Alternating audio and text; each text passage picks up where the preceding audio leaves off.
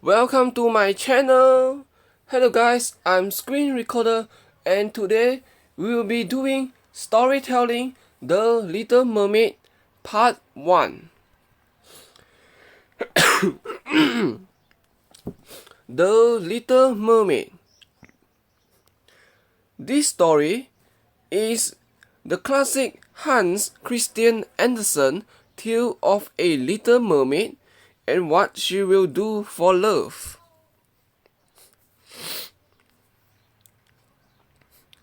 Far out in the ocean, where the water is as blue as the prettiest cornflower and as clear as crystal, it is very, very deep, so deep indeed that no cable could sound it, and many church steeples piled one upon another would not reach from the ground beneath to the surface of the water above. There dwelled the Sea King and his subjects.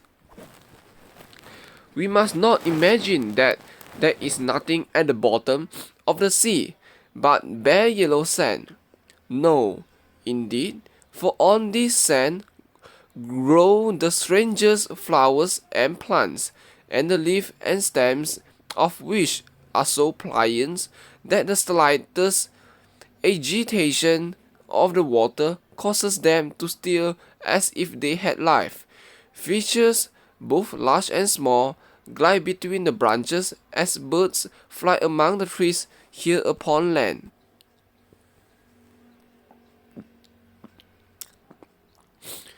In the deepest spot of all sands, the castle of the Sea King. Its walls are built of coral, and the long Gothic windows are of the clearest amber. The roof is formed of shells that open and close as the water flows over them. Their appearance is very beautiful, for in each lies a glittering pearl which would be fit for the diadem of a queen. The Sea King had been a widower for many years, and his aged mother kept house for him. She was a very sensible woman, but exceedingly proud of her high birth, and on that account wore 12 oysters on her tail, while others of high rank were only allowed to wear 6. She was, however, deserving of very great praise, especially for her care of the little sea princesses, her 6 granddaughters. They were beautiful children, but the youngest was the prettiest of them all. Her skin was as clear and delicate as a rose leaf, and her eyes as blue as the deepest sea. But, like all the others, she had no feet, and her body ended in a fish tail. All day long they played in the great halls of the castle, or among the living flowers that grew out of the walls. The large amber windows were open, and the fish swam in, just as the swallows fly into our houses when we open the windows. Only the fishes swam up to the princesses and out of their hands and allowed themselves to be stroked. Outside the castle there was a beautiful garden, in which grew bright red and dark blue flowers, and blossoms like flames of fire. The fruit glittered like gold, and the leaves and stem waved to and fro continually. The earth itself was the finest sand, but blue as the flame of burning sulphur. Over everything lay a peculiar blue radiance, as if the blue sky were everywhere. Above and below, instead of the dark depth of the sea, in calm weather the sun could be seen, looking like a reddish-purple flower with light streaming from the cowlicks. Each of the young princesses had a little plot of ground in the garden, where she might dig and plant as she pleased, One arranged her flower bed in the form of a whale, another preferred to make hers like the figure of a little mermaid, while the youngest child made hers round like the sun, and in it grew flowers as red as his rays at sunset. She was a strange child, quiet and thoughtful, while her sisters showed delight at the wonderful things which they obtained from the wrecks of vessels. She cared only for her pretty flowers, red like the sun, and a beautiful marble statue. It was the representation of a handsome boy, carved out of a pure white stone, which had fallen to the bottom of the sea from a wreck.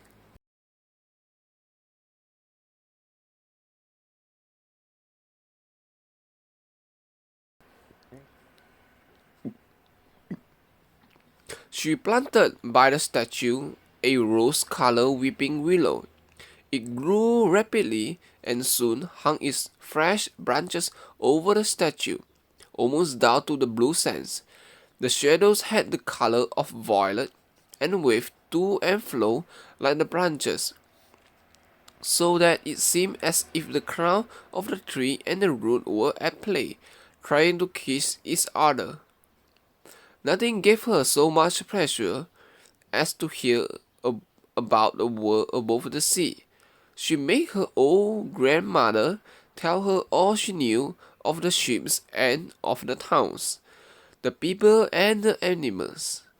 To her, it seems most beautiful and wonderful to hear that the flowers of the land had fragrance, while those below the sea had none, that the trees of the forest were green, and the fishes among the trees could sing so sweetly that it was a pleasure to listen to them. Her grandmother called the birds fishes, or the little mermaid would not have understood what was meant, for she had never seen birds. When you have reached your 15th years, said the grandmother, you will have permission to rise out of the sea and sit on the rocks in the moonlight, while the great ships go sailing by. Then you will see both forests and towns. In the following year, one of the sisters would be 15, but as each was a year younger than the other, the youngest would have to wait 5 years before her turn came to rise up from the bottom of the ocean to see the earth as we do. However, each promised to tell the others what she saw on her first visit and what she thought was most beautiful. Their grandmother could not tell them enough. There were so many things about which they wanted to know. None of them longed so much for their turn to come as the youngest, she who had the longest time to wait and who was so quiet and thoughtful. Many nights she stood by the open window, looking up through the dark blue water and watching the fish as they splashed about with their fins and tails. She could see the moon and stars shining faintly, but through the water they looked larger than they do to our eyes.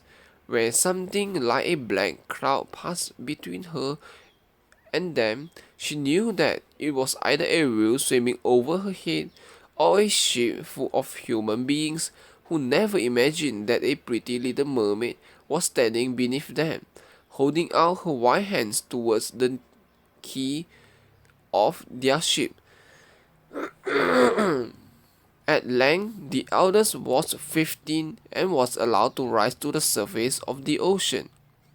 When she returned, she had hundreds of things to talk about, but the finest things, she said, was to lie on a sandbank in the quiet moonlit sea, near the shore, gazing at the lights of the nearby town, that twinkled like hundreds of stars, and listening to the sound of music, the noise of carriages, the voices of a human being, and the merry pealing of the bells in the church steeples. Because she could not go near of these wonderful things, she longed for them all the more. Oh, how eagerly did the younger sister listen to all these descriptions! And afterwards, when she stood at the open window, looking up through the dark blue water, she thought of the great city, with all its bustle and noise, and even fancied she could hear the sound of the church bells down in the depths of the sea. In another year, the second sister received permission to rise to the surface of the water and to swim about where she pleased. She rose just as the sun was setting, and this, she said, was the most beautiful sight of all. The whole sky looked like the gold and violet and rose-colored clouds, which she could not describe, drifted across it. And more swiftly than the clouds flew a large flock of wild swans toward the setting sun, like a long white veil across the sea. She also swam towards the sun, but it sank into the waves, and the rosy tints faded from the clouds and from the sea.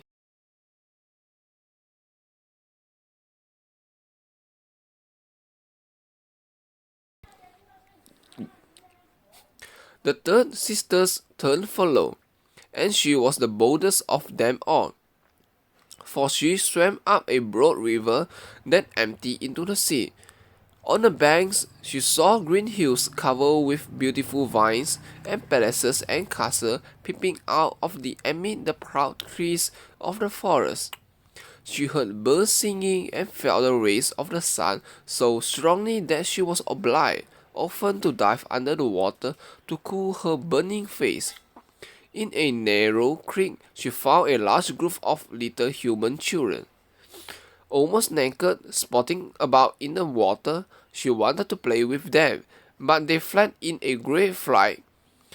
And then a little black animal, it was a dog, but she did not know it, for she had never seen one before, came to the water and barked at her so fiercely that she became frightened and rushed back to the open sea. But she said she would never forget the beautiful forest and the green hills and the pretty children who could swim in the water although they had no gills. The fourth sister was more timid.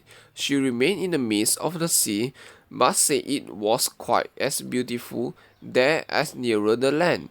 She could see many miles around her, and the sky above looked like a belt of glass. She had seen the ships, but at such a great distance they looked like a sea gulls.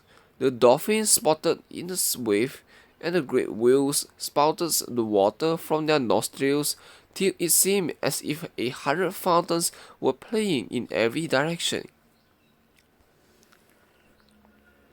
The fifth sister's birthday occurred in the winter, so when her turn came, she saw what the others had not seen the first time they went up. The sea looked quite green, and large icebergs were floating about, each like a pearl, she said, but a larger and loftier than the churches built by man. They were of the most singular shapes and glittered like diamonds. She had seated herself on one of the largest and let the wind play with her long hair. She noticed that all the ships still passed very rapidly, steering as far away as they could, as if they were afraid of the iceberg. Towards evening, as the sun went down, the clouds covered the sky, the thunder rolled, and the flashes of lightning grew red on the icebergs as they were tossed about by the heaving sea. On all the ships, the sails were reefed with fear and trembling, while she sat on the floating iceberg, calmly watching the lightning as it darted its forked flashes into the sea.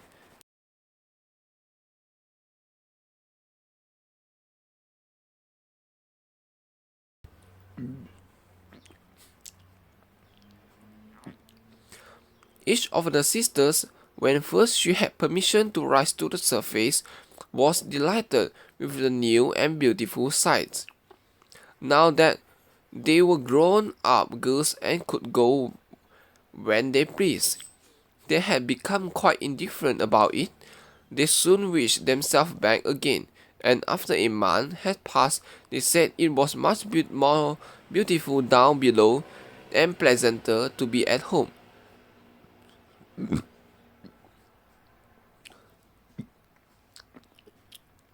Yet often, in the evening hours, the five sisters would twine their arms about each other and rise to the surface together.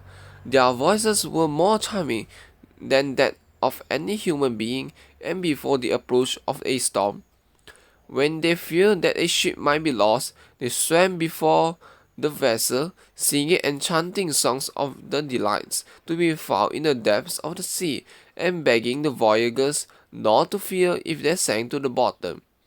But the sailors could not understand the song and thought it was the signing of the storm. These things were never beautiful to them, for if the ship sank, the men were drowned, and their dead bodies alone reached the palace of the Sea King. When the sisters rose arm in arm through the water, their younger sister would stand quite alone, looking after them, ready to cry only. Since mermaids have no tears, she suffered more acutely. "Oh, were I but 15 years old," said she, "I know that I shall love the world up there, and all the people who live in it. At last she reached her 15th year. "Well, now you are grown up," said the old dowager, her grandmother. "Come, let me adorn you like your sister." And she placed in her hair a wreath of white lilies, of which every flower leaf was half a pear. Then the old lady ordered 8 great oysters to attach themselves to the tail of the princess to show her high rank. "But they hurt me so," said the little mermaid. "Yes, I know. Pride must suffer pain," replied the old lady. Oh, how gladly she would have shaken off all this grandeur and laid aside the heavy wreath. The red flowers in her own garden would have suited her much better, but she could not change herself. So she said farewell and rose as lightly as a bubble to the surface of the water. The sun had just set when she raised her head above the wave. The clouds were tinted with crimson and gold, and through the glimmering twilight beamed the evening star in all its beauty. The sea was calm, and the air mild and fresh. A large ship with 3 masts lay becalmed on the water. Only one sail was set, for not a breeze still. The sailors sat either on deck or amidst the rigging. There was music and song on board, and as darkness came on, 100-colored lanterns were lighted, as if the flags of all nations waved in the air.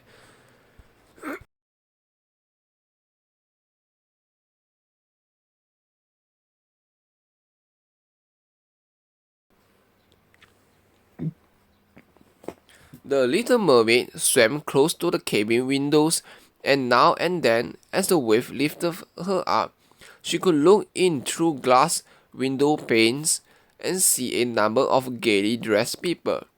Among them, and the most beautiful of all, was a young prince with large black eyes.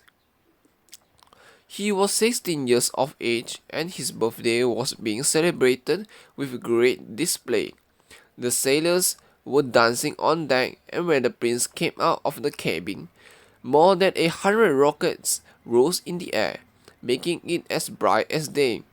The little mermaid was so startled that she dived under water, and when she again stretched out her head, it looked as if all the stars of heaven were falling around her. She had never seen such fireworks before.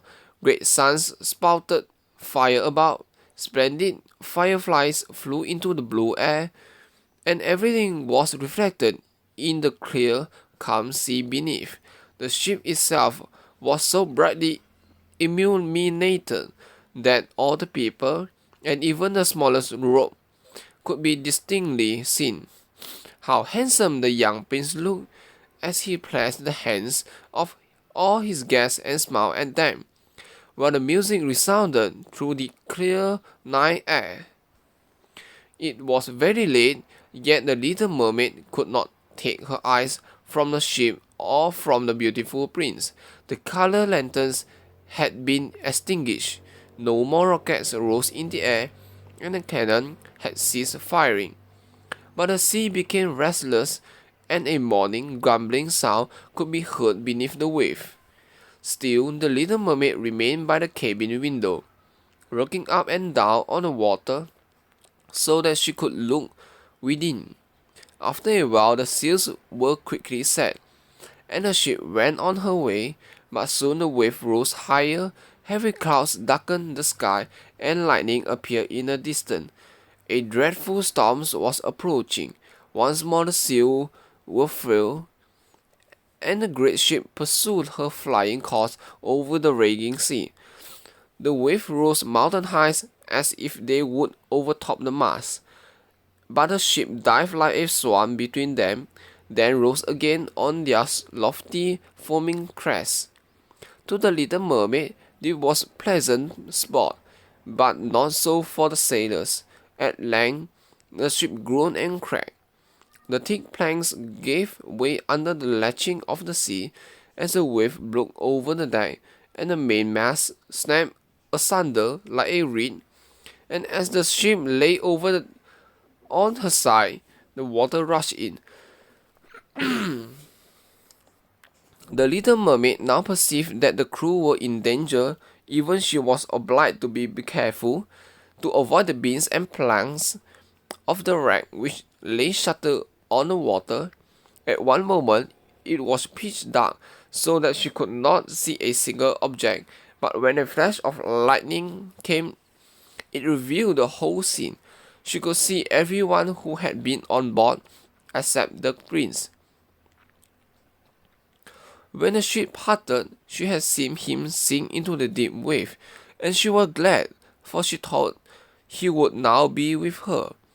Then she remembered that human beings could not live in the water, so that when he got down to her father's palace, he would certainly be quite dead. No, he must not die. So she swam among the beams and planks which screwed the surface of the sea, forgetting that they could crush her to pieces. Diving deep under the dark waters, rising and falling with the wave, she at length managed to reach the young prince, who was fast losing the power to swim in the storming sea. His limbs were failing him, his beautiful eyes were closed, and he would have died had not the little mermaid come to his assistance. She held his head above the water and let the wave carry them where they would. In the morning the storm had ceased, but of the ship not a single fragment could be seen. The sun came out red and shining out of the water, and its beams brought back to the hue of health to the prince's cheeks. But his eyes remained closed. The mermaid kissed his high, smooth forehead and stroked back his wet hair. He seemed to her like the marble statue in her little garden. So she kissed him again and wished that he might live.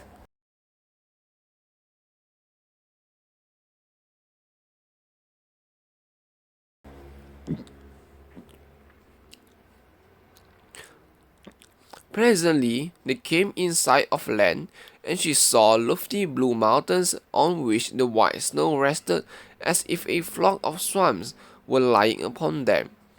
Beautiful green forests were near the shore, and close by stood a large building.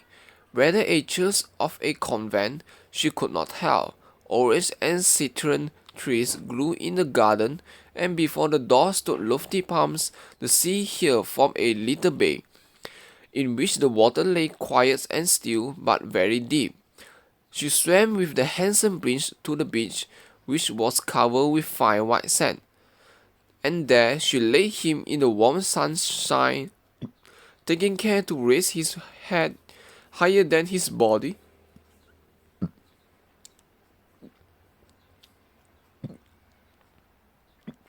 Then bells sounded in the large white building, and some young girls came into the garden.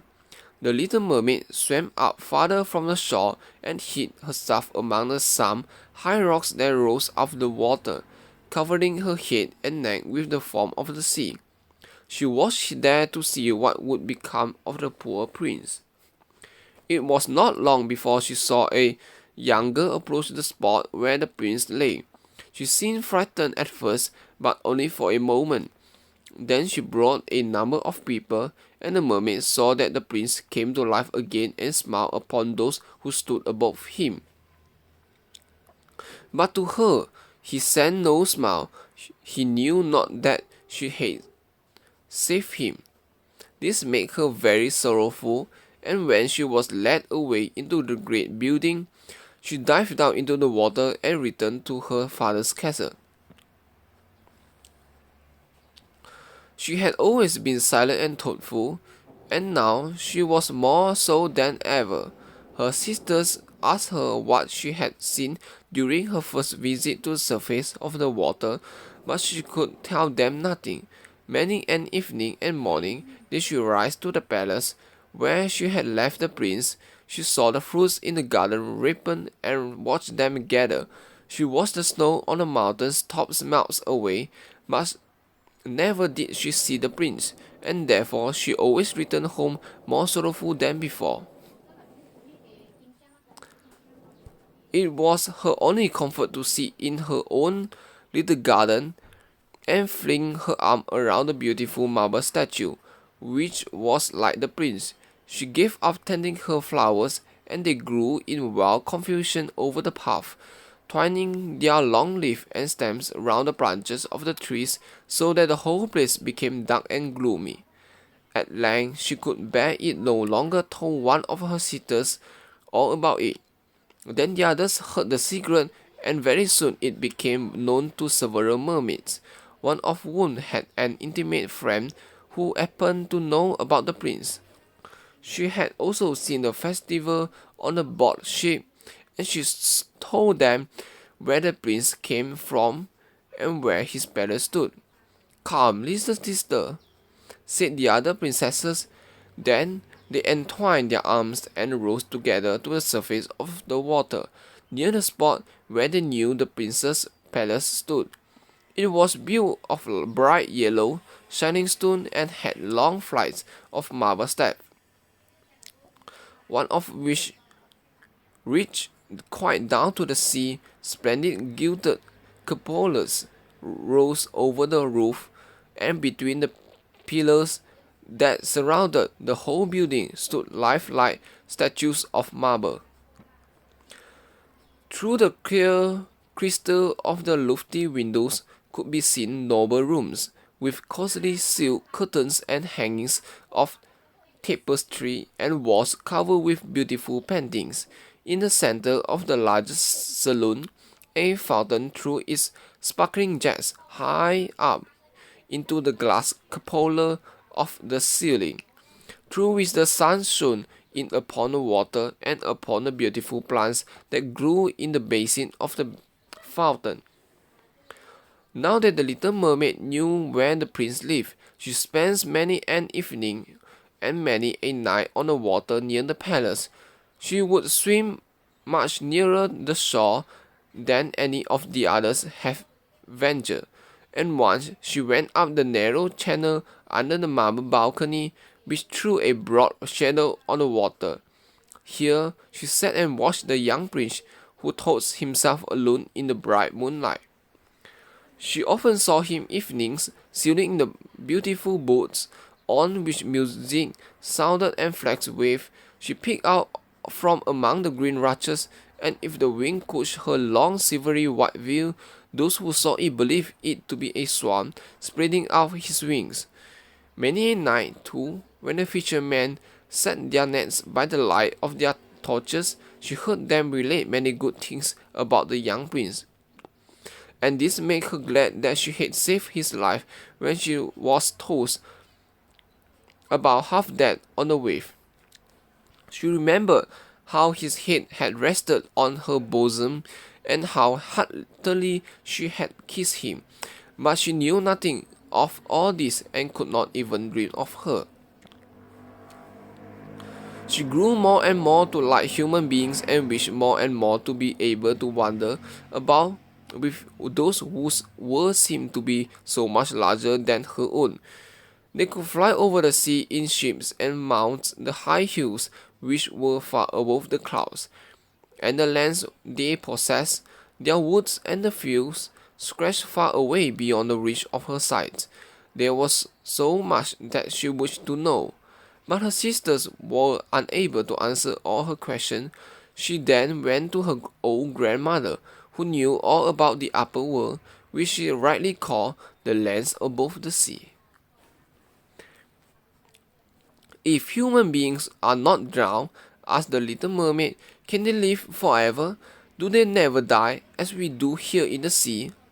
Yes, replied the old lady, they must also die, and their term of life is even shorter than ours. We sometimes live for 300 years, but when we cease to exist here, we become only foam on the surface of the water and have not even a grave among those we love. We have not immortal souls, we shall never live again. Like the green seaweed, when once it has been cut off, we can never flourish more. Human beings, on the contrary, have souls which live forever. Even after the body has been turned to dust, they rise up through the clear, pure air beyond the glittering stars as we rise out of the water and behold all the land of the earth. So do they rise to unknown and glorious region which we shall never see? Why have not we immortal souls? Asked the little mermaid mournfully. I would gladly give all the hundreds of years that I have to live to be a human being only for one day and to have the hope of knowing the happiness of that glorious world above the stars. You must not think that, said the old woman. We believe that we are much happier and much better off than human beings. So I shall die, said the little mermaid, and as the foam of the sea I shall be driven about, never again to hear the music of the wave or to see the pretty flowers of the red suns. Is there anything I can do to win an immortal soul? No, said the old woman, unless a man should love you so much that you were more to him than his father or his mother, and if all his thoughts and all his love were fixed upon you, and the priest placed his right hand in yours, and he promised to be true to you here and hereafter, then his soul would glide into your body, and you would obtain a share in the future happiness of mankind. He would give you to a soul and retain his own as well, but this can never happen. Your fish tail, which among us is considered so beautiful, on earth is thought to be quite ugly. They do not know any better, and they think it's necessary in order to be handsome to have two spark probes, which they call legs.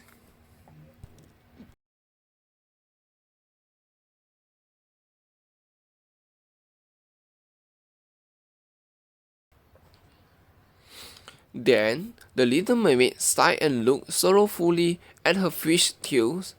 Let us be happy, said the old lady, and dance and spring about during the 300 years that we have to live, which is really quite long enough. After that we can rest ourselves all the better. This evening we are going to have a court ball. This is the end of storytelling The Little Mermaid Part 1. So last but not least, remember to subscribe to my YouTube channel, like my video, share my video, and click on the bell. When you click on the bell, remember to turn on the notification as well. Comment below for any story or any opinions you would like to tell me or you would like to see on my next video, just comment below. So we'll see you on the next video. Goodbye.